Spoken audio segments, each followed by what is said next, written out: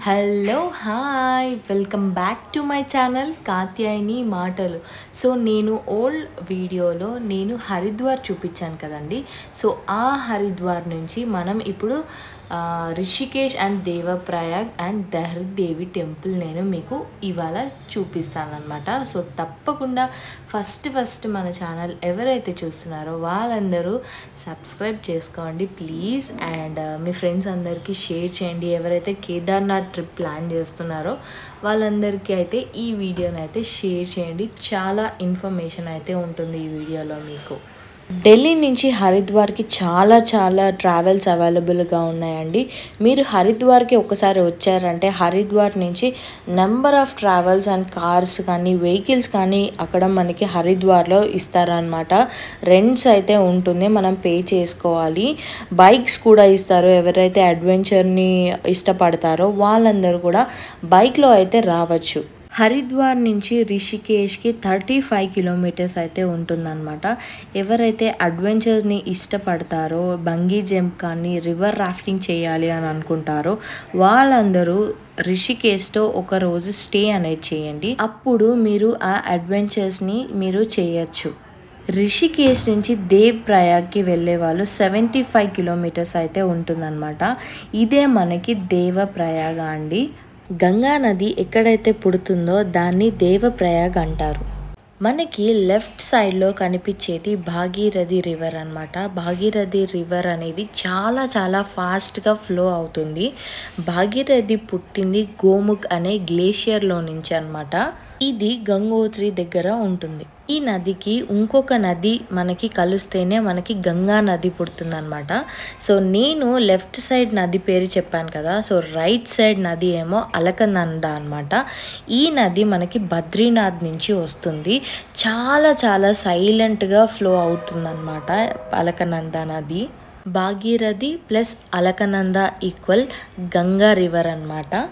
దీనినే మనం దేవ్ ప్రయాగ్ సంగమం అని పిలుస్తారు.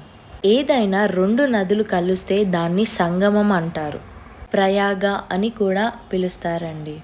ఇప్పుడు మనం చూస్తుంది గంగా నది అన్నమాట. ఉత్తరాఖండ్లో మొత్తం 5 ప్రయాగాలు ఉంటాయండి.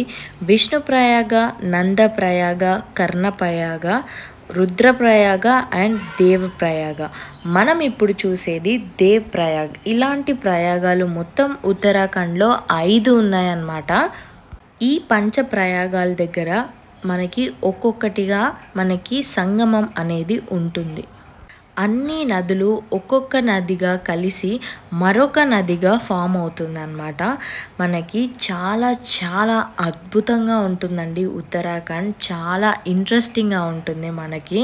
సో చూసే కొద్దీ ఇంకా వావ్ అనిపించే ప్రదేశాలు మొత్తం మనకి ఉత్తరాఖండ్లోనే ఉంటాయి అన్నమాట. ఉత్తరాఖండ్ అంటే దేవ్ భూమి అని కూడా పిలుస్తారు. మేము చాలా ఎంజాయ్ చేసామన్నమాట ఈ ట్రిప్. సో అంతకు మించి చాలా అలసిపోయాం తర్వాత ట్రిప్ అయిపోయాక. సో చూసారండి వ్యూ ఎంత బాగుందో, అసలు కళ్ళు కూడా సరిపోలేదు, అంత బాగుంది వ్యూ అయితే. సో వర్షాకాలం అయితే ఇంకా చెప్పదు. ఎక్కడ చూసినా వాటరే ఉంటాయి మొత్తము మన ఉత్తరాఖండ్లో. ఎందుకంటే మొత్తం ఘాట్ రోడ్సే అండి. చాలా జాగ్రత్తగా ఉండాలి. సో కొంచెం అటు ఇటు అయినా మొత్తం డైరెక్ట్ ఈశ్వరుడి దగ్గరికి వెళ్ళిపోతామన్నమాట. అలా ఉంటుంది ఒక్కొక్క రోడ్ మాత్రం. చాలా దారుణంగా ఉంటాయి. మేమైతే కొన్ని చోట రోడ్స్ కూడా చూడలేదు, అంత భయంకరంగా ఉన్నాయి. ఫుల్ పాటలు పెట్టుకొని బాగా ఎంజాయ్ చేసామన్నమాట మా టీం అంతా. ఇది మా బ్యాచ్ అనమాట. సో బ్యాక్ బెంచ్ స్టూడెంట్స్ లాగా. సో వెహికల్లో కూడా మేము ఫుల్ ఎంజాయ్ చేసాం టిల్లుతో. అండ్ మా ఫ్రెండ్స్ అనమాట వాళ్ళందరూ. సో ఫ్రెండ్స్ అంటే ఎప్పటి నుంచో ఫ్రెండ్స్ కాదండి. మాకు ఈ ఢిల్లీ నుంచి మాకు ఈ ట్రావెల్స్ అనేది మేము బన్నీ బిట్కింగ్ అనే పేజ్లో మేము స్లాట్ బుక్ చేసుకొని వెళ్ళామన్నమాట. సో దానిలో పరిచయమైన వాళ్ళే వీళ్ళనమాట. సో మా ఫ్రెండ్స్ లాగానే అయిపోయారు మొత్తం, మా తమ్ముళ్ళలాగా. సో ఎవరైనా ఇలాగ తెలియని వాళ్ళతో వెళ్తేనే వాళ్ళ లైఫ్ కానీ మన లైఫ్ చాలా ఎక్స్పీరియన్స్గా ఉంటుంది అనమాట. సో అడ్వెంచర్గా ఉంటుంది. సో అందరు తెలిసిన వాళ్ళతో పోతే సోది అనిపిస్తుంది నాకైతే. సో ఇలా తెలియని వాళ్ళతో పోతేనే మనకి మంచిగా అనిపిస్తుంది. ఉత్తరాఖండ్లో మనకి ఎక్కడ చూసినా కొండలే ఉంటాయండి. కొండలు మొత్తం మొత్తం గ్రీనరీయే, మొత్తం కొండలు, వాటరే, మొత్తం కింద అంతా వాటరే ఉంటాయి. సో ఎంత అద్భుతంగా ఉంటుందంటే అంత బాగుంటుంది ఉత్తరాఖండ్. అసలు ఎవరైతే లాంగ్ డ్రైవ్స్ ఇష్టపడతారో వాళ్ళు మాత్రం ఈ ఉత్తరాఖండ్ని నేను ఫస్ట్ ప్రిఫర్ చేస్తాను. సో లే లడాక్ అంటే ఇష్టపడతారు కదా కొంతమంది బాయ్స్, సో వాళ్ళకు కూడా ఈ ఉత్తరాఖండ్ని నేను రిఫర్ చేస్తానన్నమాట. ఎందుకంటే ఈ ఘాట్ రోడ్స్లో బైక్ మీద వెళ్తుంటే అబ్బా ఏమన్నా ఉంటుందా, సో అట్లుంటుంది అనమాట. సో ఇప్పుడు మనం చూస్తుంది దహరీ దేవి టెంపుల్ అనమాట. లాంగ్ వ్యూలోంచి నేను మీకు ఇప్పుడు చూపిస్తున్నాను. దహరీ దేవి టెంపుల్ చాలా చాలా చాలా ఓల్డ్ టెంపుల్ అనమాట. సో చాలా పవర్ఫుల్ అమ్మవారు. మేమైతే దగ్గర ఒక 12 hours జర్నీ చేస్తూనే ఉన్నాం. ఇంక కొండల్లోనే జర్నీ ఉంటుంది మొత్తం. సో అందరు అవుట్ అయిపోయారు, కానీ నేను మా టిల్లు మాత్రం ఇంకా అలాగే పాడుతూనే ఉన్నాం పాటలు. ఎందుకంటే సో మేమే బాగా ఎంజాయ్ చేసాము. సో ఇప్పుడు బాగానే ఉంది. కేదార్నాథ్ పోయినాక ఎట్లుంటుందో ఏమో. దహరీ దేవి టెంపుల్, ఇక్కడ అమ్మవారు కాళికా అవతారంలో ఉంటారు. చార్ధామ్ యాత్రకి సమ్యక్షురాలిగా భావిస్తారు ఇక్కడ ప్రజలందరూ. భారతదేశంలో 108 శక్తి పీఠాలలో ఈ దహరీదేవి మందిర్ కూడా ఒక శక్తి పీఠమే. చాలా చాలా చాలా పురాతనమైన దేవాలయం ఈ దహరీదేవి మాతా టెంపుల్.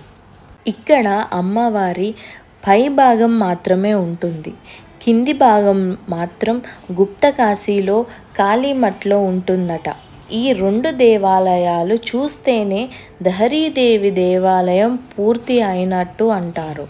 ఇక్కడ అమ్మవారు ఉదయం పూట బాలికగాను, మధ్యాహ్నం నడి వయస్సు స్త్రీగాను, రాత్రికి వృద్ధురాలుగా మారి ప్రజలకి దర్శనమిస్తారు. ఈ తల్లి అలకనందా నది మధ్యలో ఉంటారు. ఆ నది యొక్క ప్రవాహాన్ని తగ్గిస్తూ ఉంటారట మాత. అందుకే ఇక్కడ అలకనందా నది నెమ్మదిగా ప్రవహిస్తుంది అట. మీకందరికీ తెలిసిందే, కేదార్నాథ్లో ఒకప్పుడు చాలా చాలా వర్షాలు వరదలు వచ్చి ప్రజలందరూ చనిపోయారు కదండి. అసలు ఎందుకు అలాగైందో మీకు తెలుసా? సో నేను ఇప్పుడు అది మీకు ఎక్స్ప్లెయిన్ చేస్తాను అనమాట.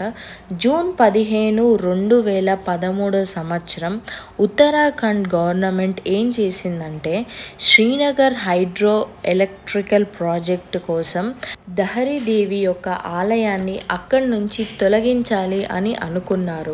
అక్కడి ప్రజలందరూ తిరుగుబాటు చేసినా, అక్కడ పెద్ద వాళ్ళందరూ మరమ్మతులు చెప్పినా కూడా ఆ గవర్నమెంట్ మాట వినలేదు. ప్రభుత్వం విగ్రహాన్ని తొలగించి ఇంకో ప్రదేశానికి మార్చారు. అప్పుడే అసలు ఎవ్వరూ నమ్మనట్టుగా ఒక రోజు తర్వాత ఉత్తరాఖండ్లో భారీ వర్షాలు అనేది స్టార్ట్ అయ్యాయన్నమాట. సో ఎంత పెద్ద వర్షం అంటే అసలు ఎవ్వరూ ఊహించలేరన్నమాట. అంత వర్షం అనేది ఇక్కడ ఉత్తరాఖండ్లో చాలా చాలా నష్టాలు అయితే జరిగాయండి. అంత వర్షాలు అయితే ఇక్కడ పడ్డాయన్నమాట.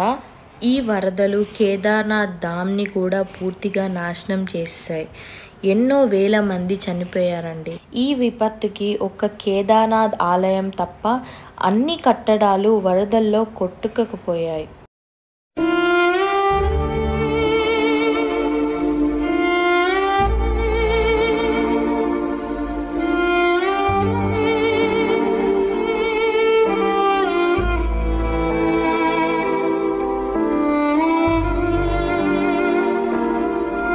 ఈ విపత్తుకి కారణం దహరీదేవి మాత విగ్రహాన్ని తొలగించినందుకేనని భావించి మళ్ళీ యథాస్నానంలో ప్రతిష్ఠించారు.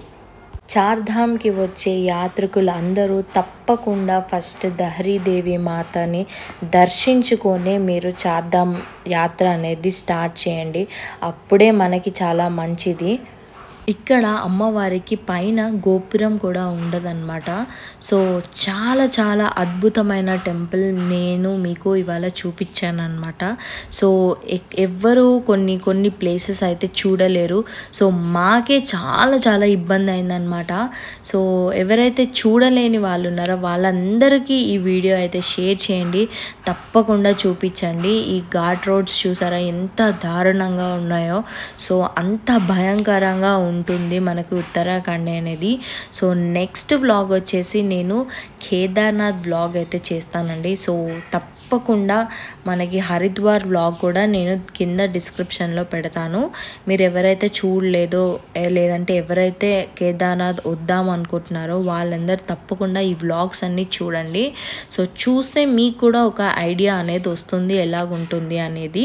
సో మేము దహరీదేవి మాత టెంపుల్ అయిపోయాక లంచ్ చేసేసి మేము ఇంకా నెక్స్ట్ సోన్ ప్రయాగ్ అయితే బయలుదేరామన్నమాట. నేచర్ అయితే చాలా చాలా అద్భుతంగా ఉంటుంది ఉత్తరాఖండ్లో. సో ఎక్కడంటే అక్కడ మీరు ఆగి ఫొటోస్ అనేది దిగచ్చు. కానీ కర్వ్ ప్లేసెస్లో మాత్రం మీరు అస్సలు ఆపకండి, వెహికల్స్ చాలా డేంజర్ పాయింట్స్ ఉంటాయి అన్నమాట. సో అంత గ్లేషియస్ వాటరే, మొత్తం ప్యూరిటీ వాటర్ అనమాట. అవి అలా తాగేయచ్చు పట్టుకొని. సో మేము ఆగేసి టీ తాగడానికి అయితే ఆగాము. సో మార్నింగ్ మేము మార్నింగ్ అరౌండ్ 8 o'clockకి స్టార్ట్ అయితే హరిద్వార్లో మేము సోన్ ప్రయాగ్ వెళ్ళడానికి మాకు ఈవినింగ్ 6 అయిందనమాట. సో చూసారా ఎన్ని అవర్స్ జర్నీ. మీరు అలా వెళ్తుంటే కొండలు వస్తూనే ఉంటాయి అండి. అసలు అసలు అన్ని కొండల నుంచే రోడ్స్ అనమాట, మొత్తం ఘాట్ రోడ్సే. అసలు ఎన్ని కొండలు ఉన్నాయరా బాబో అనిపిస్తుంది మీకు. దాదాపు మేము ఒక 100 లేదంటే 200 కొండలు ఎక్కి దిగినట్టున్నాము. సో అన్ని కొండలు అనమాట. చూస్తున్నారా, మీకు తెలుస్తుందా అసలు ఎంత చిన్నగా కనిపిస్తున్నాయి ఇల్లులు. మేము అంత హైట్లో ఉన్నామన్నమాట. సో ఇంకా చూసారు కదా అవన్నీ మౌంటైన్సే. సో మా ట్రావెల్స్ వాళ్ళు అదే అండి బండి బిట్కింగ్ అన్నాను. మీరు ఎవరైతే ఈ పేజ్ని ఫాలో అవ్వలేదో ఇన్స్టాగ్రామ్లో వాళ్ళని తప్పకుండా ఫాలో అవ్వండి. వాళ్ళ ఫుడ్ మాత్రం అదిరిపోయింది, స్టే అదిరిపోయింది, హాస్పిటాలిటీ అదిరిపోయింది. సో వాళ్ళు మాట్లాడే విధానం కూడా అదిరిపోయింది. సో మాకైతే ఇండియా ఫుడ్ దొరికిందనమాట. అమ్మ అని చెప్పేసి అందరం గట్టిగా వేసాము. సో మా టిల్లుగాడు కూడా చెప్తున్నాడు ఫుడ్ గురించి ఎలా ఉందో. సో ఇదంతా మా బ్యాచ్ అనమాట. సో నేను చాలా మిస్ అవుతున్నా వాళ్ళందరినీ. ఒకసారి మళ్ళీ కలవాలి వాళ్ళందరినీ. సో దట్ మంచిగా ఎంజాయ్ అనిపించింది వాళ్ళు ఉండబట్టే మేబీ. సో ఎవరికి తెలియని వాళ్ళతో ప్రయాణం చాలా చాలా వేరుంటుంది. మీరు కూడా ఎప్పుడైనా ఇలా వెళ్తే కింద కామెంట్స్లో పెట్టండి. మీకు ఈ వ్లాగ్ నచ్చినట్టయితే please do subscribe to my channel. Like చేయండి, ఫాలో చేయండి, సబ్స్క్రైబ్ చేయండి.